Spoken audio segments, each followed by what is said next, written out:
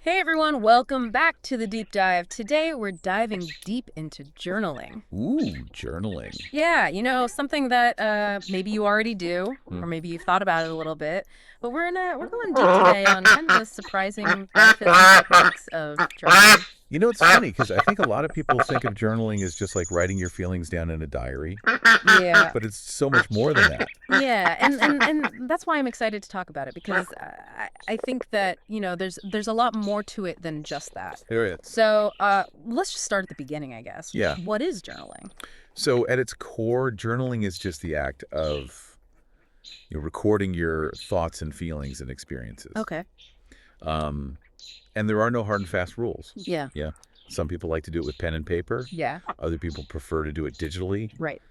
Some people even, like to use voice notes or things like that. Wow. Okay, so there's all these different ways to do it. Yeah. Okay. It's about what resonates with you. Okay. Um, but really, at the end of the day, it's just about having this conversation with yourself Oh, interesting. and being able to explore your inner world without judgment. Okay, so you're saying it's a way to kind of get to know yourself better? Absolutely. And you mentioned earlier that there are all these benefits to journaling. Yeah, the physical health benefits blew my mind. I was like, wait, journaling can lower blood pressure and boost your immune system? It sounds crazy, right? It does sound crazy. So how does that work? Oh, well, it all comes back to that mind-body connection. Oh, okay. When we're stressed, our bodies release all these hormones like cortisol. Right. And over time, that can have a really negative impact on our physical health. Yeah. But when we journal, it helps us process those emotions Okay. and kind of regulate those stress responses. So it's like we're hitting the pause button on the stress. That's a great way to put it. And giving our bodies a chance to chill out a little bit. Exactly. It's like giving your mind a spa day. I love that. Okay, so we're de-stressing our bodies. Right. But it's not just about the physical benefits, right? No, not at all. Journaling can also really help with our mental and emotional well-being.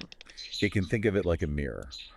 Okay. Okay. When you journal, you're reflecting your thoughts and feelings back to yourself. So you can see them more clearly. Exactly. Oh, I see. And that can help you understand yourself on a much deeper level. Wow. So you're saying by writing things down, you actually start to understand why you think and feel the way you do. That's exactly right. And that kind of self-awareness is so powerful. Powerful in what way? Well, it can help you to, start to recognize patterns. Okay. Maybe there are negative thought patterns that you keep getting stuck in, or Yeah. maybe you notice that you react in a certain way to certain situations. Right. And once you're aware of those things, Yeah.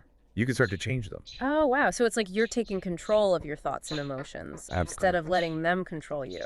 Exactly. It's all about empowerment. Okay, so journaling is this secret weapon for self-discovery. I like that. But for someone who's never journaled before, it can be a little bit intimidating, right? I can see that. Where do you even begin? That's a great question. And the good news is there's no right way to journal. Okay, so there's no journaling police gonna come knock on my door. No, you're free to explore and find what works best for you. Awesome. There's so many different techniques out there. Ooh, I like the sound of that. Let's talk about techniques. Okay, so one popular technique is called free writing. Free writing? Yeah. What is that? Well, basically, you just let your thoughts flow onto the page Okay. without any censoring or judgment. So no overthinking it? No, just write whatever comes to mind. So it's like a brain dump. Yeah, you could think of it that way. Okay, cool. Another technique is called morning pages. Morning pages. I've heard of that. Yeah, Is that the one where you write 3 pages first thing in the morning? that's the one. Yeah, so, you wake up, you grab your journal, and you just write stream of consciousness for 3 pages. That seems intense. It can be, Mhm. but a lot of people find it really helpful. Yeah, I can see how it would be a good way to start the day. It's like clearing out all the mental clutter Right. before you even start your day. I like that. Okay, so we've got free writing, we've got morning pages. What else? Well, there's also something called bullet journaling. Bullet journaling. Yeah. Okay, I've seen those journals online. They look really cool, all those fancy little diagrams and stuff. They can be very aesthetic. Yeah, but it seems kind of complicated. It can be a bit more structured, Yeah. but it's basically a way to combine your to-do lists, Okay. your scheduling, your note-taking, and even your creative expression all into one place. So it's like a planner meets a journal meets an art project. Kind of, yeah. Cool. Okay, so bullet journaling. Mm-hmm. What about if you're dealing with some heavy stuff? Yeah, so For that, there's a technique called unsent letters. Unsent letters? That sounds kind of mysterious. It is a little bit. What is that? So basically, you write a letter to someone. Okay. It could be someone who's hurt you, or a situation that's causing you stress, or even just like an emotion that you're struggling with. Oh, okay. And you just pour your heart out into this letter. But you don't actually send it. That's the key. Why not? Because it's not really about the other person. Okay. It's about you processing your own emotions Oh, I see. and getting those feelings out of your head and onto the page. So it's like a way to release those emotions in a safe space. Exactly. Okay. Unsent letters. I like that. Yeah, it can be really powerful. Okay, so we've got all these different techniques: free writing, morning pages, bullet journaling, unsent letters. Yeah, and that's just the tip of the iceberg. Wow, there's so much to explore. It really is. This is already so insightful, but I feel like we've only just scratched the surface. We have. We still have so much more to talk about, like different types of journals for specific purposes. Right. And tips for making journaling a sustainable habit. Yes. So stick with us. Stay tuned. You won't want to miss what's coming up next. Absolutely. Welcome back to the deep dive. So, we talked about techniques Yeah. in the last section. Right. But there's also like types of journaling, right? Yeah, there are tons of different types of journaling. Okay, so we've got like bullet journaling. Right. We talked about that a little bit before. We did. So how is that different from like, regular journaling? Well, I think with bullet journaling, it's very much about like structure and organization. Okay. So it's not just like free writing or morning pages. Mm. It's about actually like planning out your goals and tracking your progress and even like being creative with it. Okay, so it's a little more visual, I guess.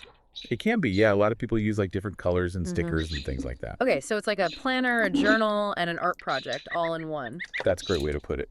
Okay, what about like if you're more into like self-discovery? Is there a type of journaling for that? Oh, absolutely. Yeah, there's something called reflective journaling. Reflective journaling. Yeah, and this is really about going deep, Okay. like really exploring your thoughts and feelings and experiences on a deeper level. Okay, so like how would you do that? Well, so let's say like you had a disagreement with a friend.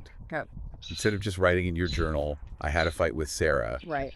you would actually like delve into like, what were the emotions that were coming up for you? Mm-hmm. What were your triggers? Okay. Was there anything you could have done differently? Okay, so it's like you're really analyzing the situation. Exactly. And by doing that, you can gain so much self-awareness. Okay, so reflective journaling for self-discovery. Yeah. What about if you want to like be more positive? Ooh, yeah. So for that, there's gratitude journaling. Gratitude journaling. Have you heard of that? I have. Yeah, it's super popular. Yeah. And for good reason. Yeah. Because it's really powerful. Okay, so how does it work? Basically, you just write down things that you're grateful for. Okay, but like why is that so powerful? Well, studies have shown that when we focus on the things that we're grateful for, it actually changes our brains. Oh, wow. Yeah. Like it literally rewires our brains to be more positive. So it's like a mental workout for happiness. I love that. Okay, gratitude journaling for positivity. Okay, what about like creative journaling? Oh, yeah. There's tons of creative journaling too. Like what? Well, there's art journaling. Art journaling. Yeah. Where you combine writing with like painting or drawing or collage. So it's like you're making your journal into a piece of art. Exactly. And it could be a really powerful way to express yourself. That's cool. Especially if you're not someone who's super comfortable with words. Right. You can use art to communicate your feelings. Okay, art journaling. Then there's also dream journaling. Dream journaling. Yeah. Okay, so you write down your dreams. Yeah, as soon as you wake up. Okay. Because they fade so quickly, so you want to capture all those details in the colors, the emotions, the symbols. Okay, and why would you want to do that? Well, dreams can be really insightful. Go. They can give you clues about what's going on in your subconscious mind. Oh, interesting. So it's like you're decoding your dreams. Kind of, yeah. It's like a secret language. Okay. Dream journaling. And then there are all sorts of like niche journals too. Niche journals. Yeah, like food journals. Travel. journal. Wow. Okay, so you can really journal about anything. You can literally journal about anything that interests you. Wow, that's amazing. Oh. So we got all these different types of journals. Yeah, we've just scratched the surface. Okay, but now I'm feeling a little overwhelmed. I know. It can be a lot. Oh, yeah. But the most important thing is to remember that there's no right or wrong way to journal. Okay, so no journaling police. No journaling, please. Okay, good. But there are a few tips that can help you make journaling a sustainable habit. Okay, I like tips. Give me some tips. So first of all, consistency is key.